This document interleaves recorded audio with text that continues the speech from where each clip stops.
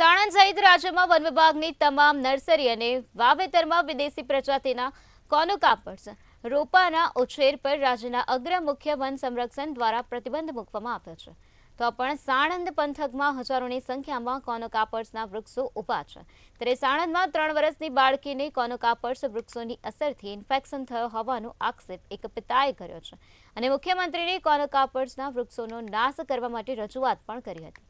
ત્યારે પિતા બાળકીને ઇન્ફેક્શન થતા ડોક્ટરની સલાહથી સારવાર બાદ શુદ્ધ હવા મળી રહે તે માટે બાળકીને પોલો ફોરેસ્ટ ખાતે લઈ જવામાં આવી હતી. રહું છું, મારા ઘરની પાછળ જ સોમનાથ પાર્ટી પ્લોટ આવેલો છે.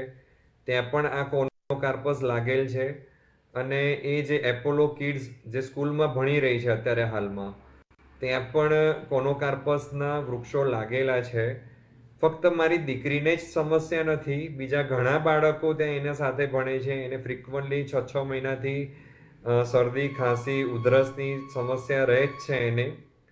અને ખરેખર એ બાબતને ધ્યાને રાખીને અમે આરએફઓ સાણંદને રજૂઆત કરી હતી લેખિતમાં કે આ જે પાર્ટી પ્લોટોમાં અને રેસિડન્સ વિસ્તારની ખૂબ જ નજીક અને શાળાઓમાં જે કોનોકાર્પસ વૃક્ષો લાગેલા એને કાઢવામાં આવે, એનો નિકાલ કરવામાં આવે. પણ એમણે એવું કીધું અમને કે અમારે કોઈ નોટિસ આપવાની ના હોય, અમે ફક્ત એમને કહી શકીએ. જ્યારે મેં એમને લેખિતમાં ફરિયાદ કરી હતી છતાં પણ કોઈ એક્શન લેવાયા નહીં. એના પછી મેં મુખ્યમંત્રીશ્રીના સ્વાગત પોર્ટલમાં અમે રજૂઆત કરી. આજથી લગભગ 25 દિવસ પહેલાં અમે રજૂઆત કરી હતી.